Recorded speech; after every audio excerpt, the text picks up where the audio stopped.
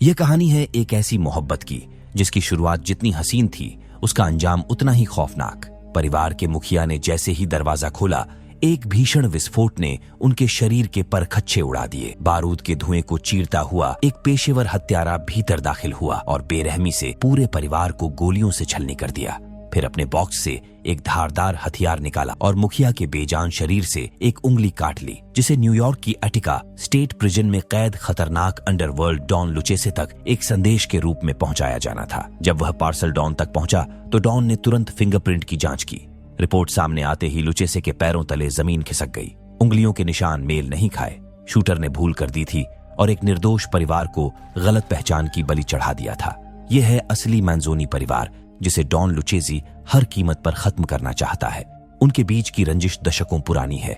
Giovanni मंजोनी और उनकी पत्नी मैगी पिछले 6 वर्षों से साए की तरह एक शहर से दूसरे शहर भटक रहे हैं ताकि मौत के चंगुल से बचे रहें। उनके बच्चे बेल और वॉरेन हर कुछ महीनों में भागने की इस अंतहीन मजबूरी से पूरी तरह ऊब चुके हैं। इस सफर में उनका पालतू कुत्ता भी उनके साथ है, जिसकी असहनीय बदबू ने सबका जीना मुहाल कर रखा है। इसी नोकझोंक के बीच वे अपने नए ठिकाने पर पहुंच गए। इस बार FBI एजेंट स्टैनफील्ड ने उनके लिए फ्रांस के नॉर्मंडी में पनाह का इंतजाम किया था, जहां एक नया घर, नए स्कूल और नई पहचान, सब कुछ उनके स्वागत के लिए तैयार था। रात के सन्नाटे में सबने अपने अपने कमरे व्यवस्थित किए और देर रात तक बातों का सिलसिला चलता रहा। लेकिन जैसे ही घर के बाकी सदस्य नींद की आगोश में समाये, जियोवानी एक लाश को ठिकाने लगाने के इरादे से बाहर निकला, जो उसकी कार की डिक्की में पड़े पड़े सड़ रही थी।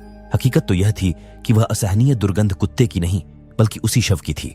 जियोवानी ने फुर्ती से घर के बाहर एक गड्ढा खोदा और उस लाश को जमीन के सुपुर्द कर दिया। यह स्पष्ट था कि शहर और पहचान भले ही बदल गई हो, लेकिन जियोवानी अपनी पुरानी खूनी आदतों को नॉर्मंडी की इन शांत गलियों में भी अपने साथ ले आया था। अगली सुबह नाश्ते की मेज पर जियोवानी ने बच्चों को सख्त हिदायत दी कि अब उनका उपनाम मंजोनी नहीं बल्कि ब्लेक है। उन्होंने जोर देकर कहा कि इस नई पहचान का उन्हें हर पल ख्याल रखना होगा। हिदायतों को जहन में उतारकर बच्चे स्कूल की ओर रवाना हो गए, जबकि मैगी घर की जरूरतों का सामान लेने बाहर निकल गई। घर पर अकेले जोवन्नी ने समय का सदुपयोग करने के लिए सफाई शुरू की। इसी दौरान उनकी नजर एक पुराने टाइपराइटर पर उसे देखते ही उनके भीतर अपनी आत्मकथा लिखने का विचार कौंध गया। उन्हें महसूस हुआ कि उनकी जिंदगी के अनुभवों और रंजिशों की यह दास्तां दुनिया के सामने आनी ही चाहिए। दूसरी ओर स्कूल का पहला दिन उम्मीदों के बिल्कुल विपरीत रहा।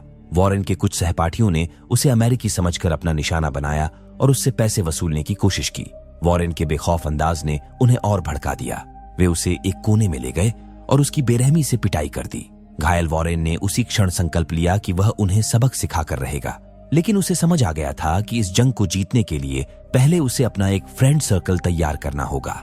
वहीं उसकी बहन बेल भी अपनी रगों में दौड़ रहे माफिया खून का परिचय दे रही थी। जब एक छात्र ने उसकी पेंसिल चुराने का दुस्साहस किया तो बेल ने बड़ी खामोशी से चोर का पता लगाया और उसकी ऐसी दुर्गति की कि वह दोबारा चोरी सोचेगी भी नहीं।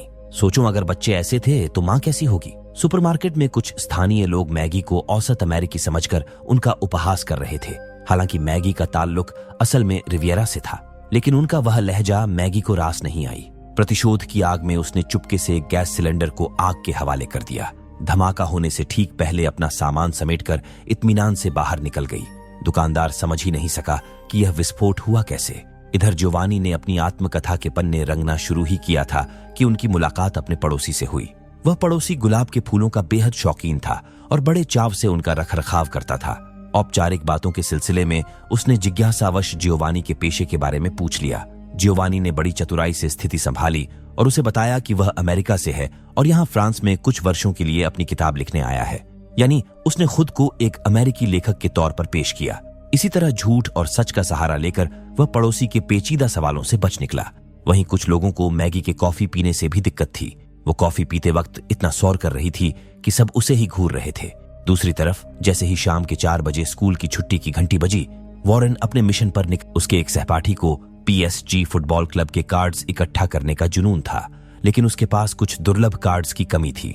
वॉरेन ने उसे बड़े भरोसे के साथ यकीन दिलाया कि वह उसका यह कलेक्शन पूरा करने में उसकी मदद करेगा। वॉरेन को व्यस्त देख बेल अकेले ही घर के लिए तभी स्कूल के कुछ मंचलों की नजर उस पर टिक गई। उन्होंने घर छोड़ने के बहाने उसका पीछा करना शुरू किया, लेकिन बेल ने उन्हें पूरी तरह नजरअंदाज कर दिया। हालांकि आगे जाकर वह रास्ता भटक गई और मजबूरन उसने उन आकों को अपने घर का पता बताकर उनकी कार में बैठने का फैसला किया। पर उन ग्राहकों की नीयत में खोट था। वे उसे घर ले जाने के बजाय एक सुनसान पिकनिक स्पॉट पर ले गए। खतरे को भांपते हुए बेल ने तुरंत घर लौटने की जिद की, लेकिन तभी एक हाके ने उसे प्यार से रुकने को कहा और उसकी स्ट्रैप नीचे कर दी। बस फिर क्या था, बेल के चेहरे पर एक कातिलाना मुस्कान उभरी। उसने कार से एक बैडमिंटन रैकेट निकाला और उस लड्ढाके की ऐसी मरम्मत की कि उसका हुलिया बिगड़ गया। बेल का यह रौद्र रूप देखकर उसके दोस्त डर के मारे कांप उठे और किसी की भी अपने साथी को बचाने की हिम्मत नहीं हुई। उन्हें सबक सिखाने के बाद बेल उनकी कार छीनकर वहां से निकल गई और घर के पास पहुंचते ही उसने कार को लावारिस छोड़ दिया।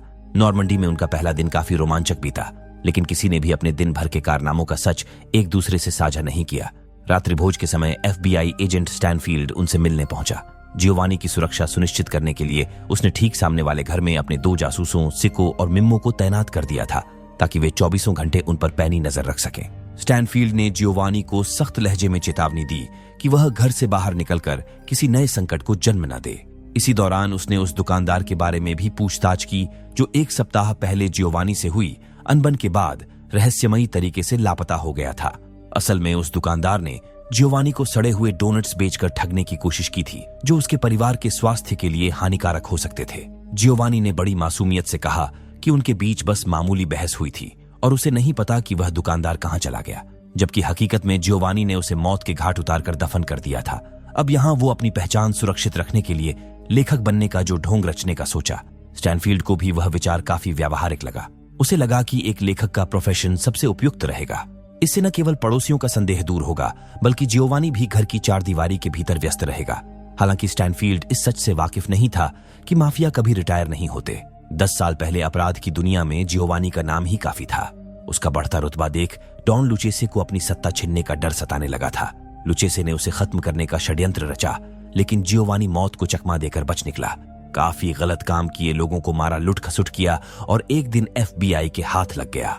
FBI ने उससे सौदा किया कि अगर वो डॉन लुचेसे को पकड़वा दे तो उसकी सजा कम हो जाएगी और उसकी पूरे परिवार के सुरक्षा का जिम्मा FBI उठाएगी। जियोवानी ने FBI का दामन थाम लिया और गद्दारी कर लुचेसे को जेल की सलाखों के पीछे पहुंचा दिया। तब से डॉन जेल के भीतर से ही पूरे परिवार को मिटाने की ताक में है। इधर स्कूल में वॉरेन ने महज 1 हफ्ते में अपनी बुद्धिमत्ता से छात्रों की समस्याएं सुलझाकर एक शक्तिशाली गुट बना लिया था। अब उसके पास वफादार लड़कों की फौज थी, जिनकी मदद से उसने अपने पुराने दुश्मनों को घेरकर बेरहमी से पीटा और अपना बदला पूरा किया। वहीं स्कूल में हेनरी नाम का एक सीनियर छात्र कुछ दिनों के लिए गणित पढ़ाने आया था, जिसकी सादगी बेले के दिल को भा गई। उसके करीब आने के बहाने बेल ने उसे बताया कि उसका गणित काफी कमजोर है। अगर हेनरी उसे प्राइवेट ट्यूशन दे देता तो उसमें सुधार आ जाता। ऐसा उसने कहा तो हेनरी उसे ट्यूशन देने के लिए मान गया। इधर घर में आ रहे भूरे पानी को लेकर मियां बीवी में टकरार हो गई।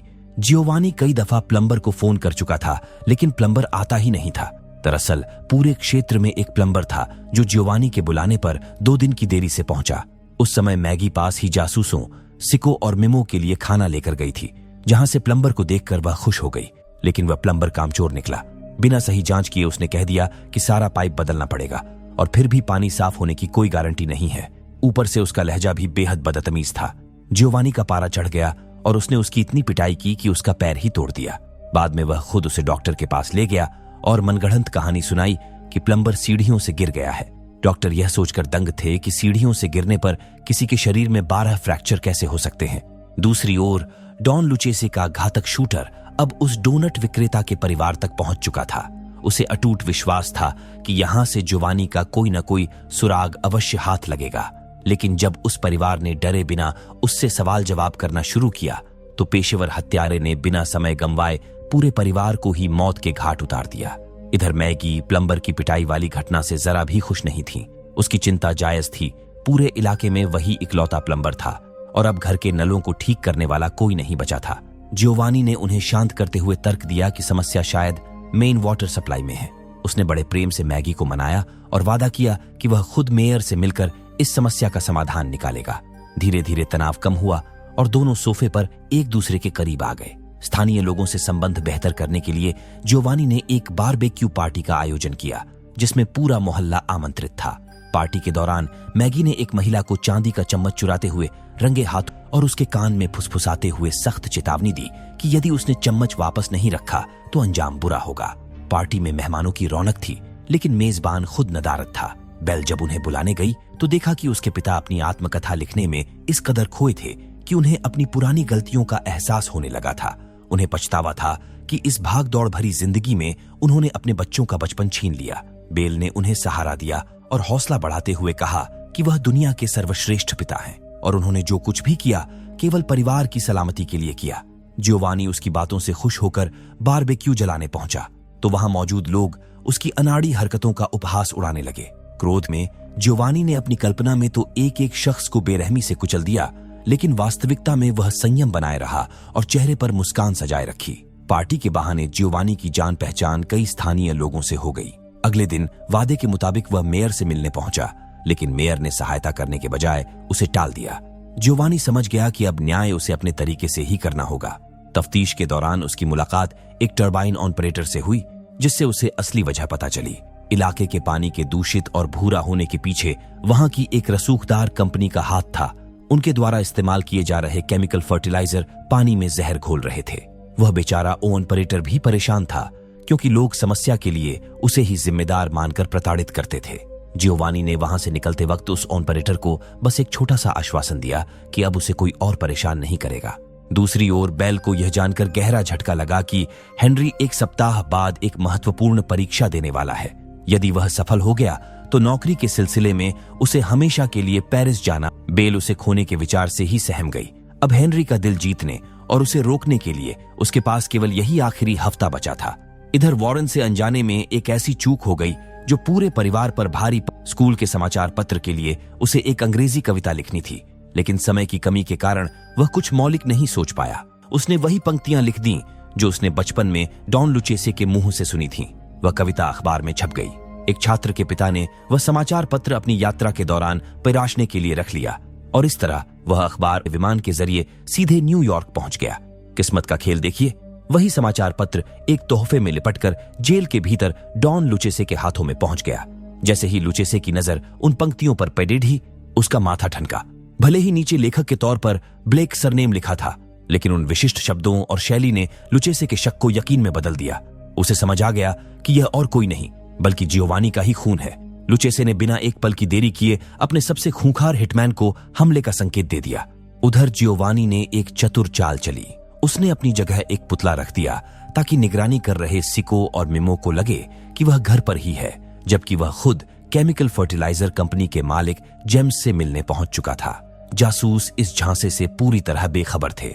जियोवानी ने जेम्स से मिलकर दूषित पानी की समस्या का जिक्र किया, लेकिन सत्ता के नशे में चूर जेम्स ने उसकी बात सुनने के बजाय बदतमीजी की। उसने उपहास उठाते हुए सलाह दी कि अगर उसे साफ पानी की इतनी ही चिंता है तो वह बाजार से पानी की बोतलें खरीदना शुरू कर दे। जियोवानी के लिए यह अपमान असहनीय था।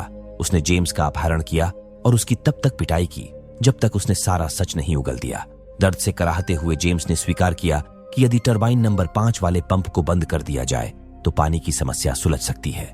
जियोवानी ने उसे खत्म करने के इरादे से जैसे ही चाकू निकाला, जेम्स अपने छोटे बच्चों का वास्ता देकर जान की भीख मांगने लगा। जियोवानी का दिल तो नहीं पिघला, पर उसने एक शर्त पर उसे जिंदा छोड़ दिया कि वह इस पूरी घटना के बारे में अपना मुंह हमेशा बंद रखेगा। इधर हेनरी के जाने की घड़ी अब बिल्कुल करीब आ चुकी थी।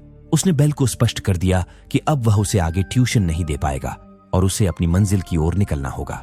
लेकिन बेल हेनरी के प्यार में पागल थी। उसे इतनी आसानी से ओझल नहीं होने वाली थी। हेनरी के प्रति अपने जुनून और अटूट आकर्षण के वशीभूत होकर उसने खुद को पूरी तरह उसे सौंप दिया। दोनों दरवाजे की ओट में इंटीमेट हुए। बेल को मन ही मन यह उम्मीद थी कि शायद यह पल हेनरी को उसके प्यार की गहराई का एहसास कराएगा। उसे विश्वास था कि पेरिस जाने के बाद भी हेनरी की यादों में वह हमेशा के लिए बस जाएगी। बेल की प्रेम कहानी से उसका भाई तो वाकिफ था ही, पर आज पहली बार उसके पिता जोवन्नी को भी इस बात की भनक लग गई। देर रात घर के फोन की घंटी बजी तो जियोवानी का माथा ठनका। उन्हें लगा कि बेल का बॉयफ्रेंड इस वक्त फोन कर रहा है, जो उन्हें बिल्कुल रास नहीं आया। लेकिन हकीकत कुछ और थी।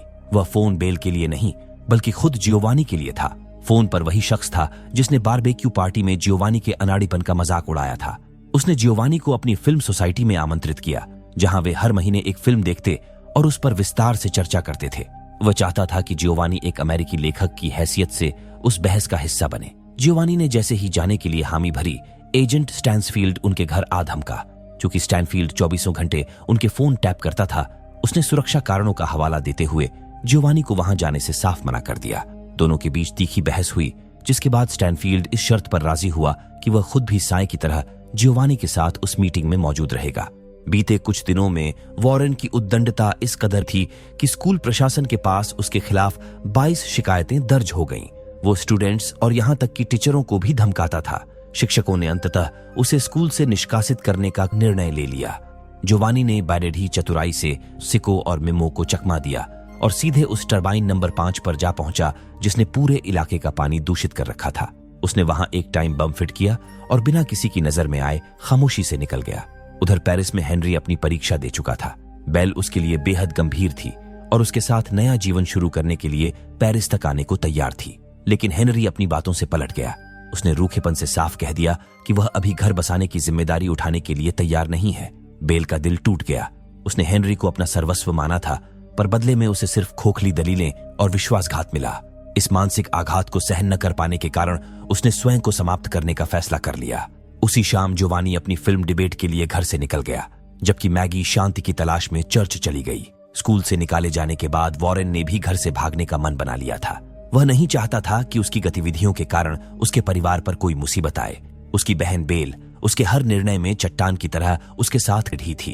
वह बस यही चाहती थी कि उसका भाई जहां भी रहे सुरक्षित और खुश रहे। लेकिन रेलवे स्टेशन पहुंचते ही वॉरेन के होश उड़ गए। उसने डॉन लुचेसी के हिटमैन्स को पहचान लिया। खतरे को भांपकर उसने तुरंत घर फोन लगाया, लेकिन दूसरी तरफ से किसी ने जवाब नहीं दिया। दरअसल बेल उस वक्त घर पर नहीं थी। वह मरने से पहले आखिरी बार हेनरी से बात करने के लिए व्याकुल थी। उसने एक से फोन मांगा, लेकिन जब लड़की ने फोन देने से मना किया तो बेल ने उसका सर फोड़ दिया, उसका मोबाइल छीना और पुलिस स्टेशन की सबसे ऊंची इमारत की छत पर जा चढ़ी। उसने हेनरी को 2 टूक कह दिया था कि यदि वह शादी के लिए नहीं माना तो वह नीचे कूद जाएगी। उसी समय लुचेसे की आधी गैंग ने पुलिस स्टेशन पर धावा बोल दिया। उन्होंने बेरहमी से अंदर मौजूद सभी अफसरों को मौत के घाट उतार दिया और पुलिस रिकॉर्ड्स खंगालकर जियोवानी के घर का पता निकाल लिया। इधर छत पर खड़ी बेल को तब राहत मिली जब हेनरी आखिरकार 1 हफ्ते बाद वापस आने और सगाई करने के लिए राजी हो गया। तभी बेल की नजर नीचे पुलिस स्टेशन में हो रही संदिग्ध हरकतों पर पड़ी, जिसने उसे चौकन्ना कर दिया। दूसरी तरफ हिटमैन्स की बाकी गैंग ने स्थानीय फायर स्टेशन को अपना निशाना बनाया और वहां के सभी कर्मचारियों को मौत दे दी। हत्यारों ने बेरेढ़ी चालाकी से घेराबंदी पूरी कर ली थी। अब मंजोनी परिवार की सुरक्षा के लिए न तो पुलिस बची थी और न ही कोई आपातकालीन सहायता। घर लौटते ही मैगी की बेचैनी BIH गई। बच्चों को घर पर न पाकर वह उल्टे पैर सिको और मिम्मो के पास भागी, लेकिन जासूसों के पास भी उनकी कोई खबर नहीं थी। जैसे ही रात के 12 बजे एक भीषण धमाके ने पूरे शहर की शांति को चीर दिया। यह वॉरेन द्वारा प्लांट किया गया वही टाइम बम था जिसने टरबाइन को उड़ा दिया था। धमाके की गूंज सुनते ही स्टैन्सफील्ड ने तुरंत फायर स्टेशन फोन किया, पर किसी ने फोन नहीं उठाया क्योंकि कोई जीवित बचा ही नहीं था। स्टैनफील्ड को तुरंत जियोवानी पर शक हुआ, लेकिन वह तो पूरे समय उसी की नजरों के सामने था। बिना समय गंवाए स्टैनफील्ड जियोवानी को घर छोड़कर खुद पुलिस स्टेशन की ओर भागा। घर पहुंचते ही जियोवानी ने जैसे ही नल खोला, कुछ देर मटमैला पानी आने के बाद नल से एकदम स्वच्छ जल बहने लगा। उसकी पानी वाली समस्या तो हल हो गई थी, पर साक्षात मौत उसके द्वार पर खड़ी। मैगी अपने पति को बच्चों के गायब होने की सूचना देने बाहर निकली ही थी कि सामने घात लगाए हिटमैन को देख उसके होश उड़ गए। उसने तुरंत जासूसों को सतर्क किया, लेकिन इससे पहले कि कोई संभल पाता, हिटमैनों ने RPG से जियोवानी के घर पर सीधा प्रहार कर उसे खंडहर बना दिया। वे पूरी तैयारी के साथ आए थे और अपनी बर्बरता में उन्होंने बेकसूर पड़ोसियों तक को नहीं बख्शा। हालांकि जियोवानी उस विनाशकारी धमाके में बाल बाल बच गया। सिच्चो और मिमगन लेकर दरवाजे पर पहुंचे, लेकिन गोलियों से भून दिए गए। मैगी दुश्मनों के चंगुल में फंस गई। उस हिटमैन की नीयत बिल्कुल भी ठीक नहीं थी। वो मैगी को मारने से पहले उसके साथ इंटीमेट होना चाहता था। अपनी घिनौनी हरकत को अंजाम देने के लिए मैगी की ओर बढ़ा ही था कि जियोवानी पीछे से उस पर टूट पड़ा। दूसरी ओर बेल ने एक शूटर को ढेर कर दिया। उनकी कार की डिक्की हथियारों के जखीरे से भरी हुई थी, जहां से एक पिस्टल उठाकर वो खामोशी से आगे बढ़ी। तभी उसका भाई वॉरेन भी वहां पहुंच गया और दोनों ने मिलकर हिटमैनों पर ताबड़तोड़ फायरिंग शुरू कर दी। यहां तक कि उनके कुत्ते ने भी मोर्चा संभाला और दुश्मनों पर टूट पड़ा। इस भीषण गोलीबारी के बीच बेल ने बेढ़ी चतुराई से खुद को सुरक्षित रखा, जबकि वॉरेन ने मौका पाकर 2 हमलावरों को मौत की नींद सुला दिया। अचानक उनकी गोलियां खत्म हो गईं और एक हिटमैन चाकू लहराते हुए वॉरेन की ओर झपटा, लेकिन वॉरेन ने फुर्ती दिखाई और कार तक पहुंचकर शॉटगन से उसे ढेर कर दिया। हालांकि शॉटगन के जोरदार झटके से वह खुद भी बेहोश हो गया। इससे पहले कि बेल अपने भाई को संभालती, एक हिटमैन ने उस पर बंदूक तान दी। उसने ट्रिगर तो दबाया, लेकिन किस्मत से बंदूक खाली थी। बेल वहां से जान बचाकर भागी और उसका पीछा कर रहा हिटमैन तेज रफ्तार कार की चपेट में आकर अपनी जान गंवा बैठा। अंत में जोवानी और मैगी ने मिलकर आखिरी बचे हिटमैन का खात्मा किया और इस खतरनाक मंजिल से सुरक्षित बाहर निकल आए। इस भयानक हादसे के बाद उन्हें नॉर्मैंडी को हमेशा के लिए छोड़ना पड़ेगा। रातों रात वे अपनी पहचान समेटकर किसी नई सुरक्षित जगह की ओर रवाना हो गए। तो दोस्तों, उम्मीद है कि मंजूनी परिवार की यह दास्तां आपको पसंद आई होगी।